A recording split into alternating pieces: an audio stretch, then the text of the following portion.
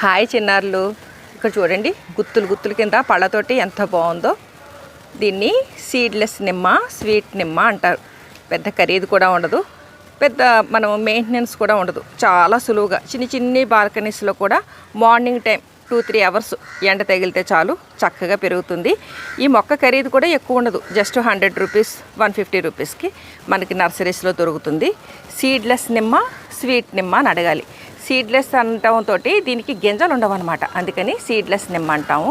అలాగే స్వీట్ నిమ్మ అని ఎందుకంటామంటే ఇది పెద్దగా పులుపు ఉండదు, చేదు ఉండదు, ఏమీ ఉండదు. చక్కగా మంచి టేస్ట్గాను ఉంటాయి, డైరెక్ట్గా తినేయచ్చు తొక్కతో సహా. ఇటువంటి మొక్కలు చక్కగా మీరు మీ చేతులతో పెంచుకున్నారనుకోండి, మీరు మీ చేతులతోటే చక్కగా పళ్ళు కోసుకుని తినొచ్చు, ఎంత బాగుంటుంది. అలాగే మీ ఫ్రెండ్స్కి, ఇంట్లో పేరెంట్స్కి వాళ్ళకి కూడా ఎప్పుడైనా గిఫ్ట్ కింద ఆ పళ్ళవి ఇస్తూ ఉండొచ్చు. బాగుంది కదా.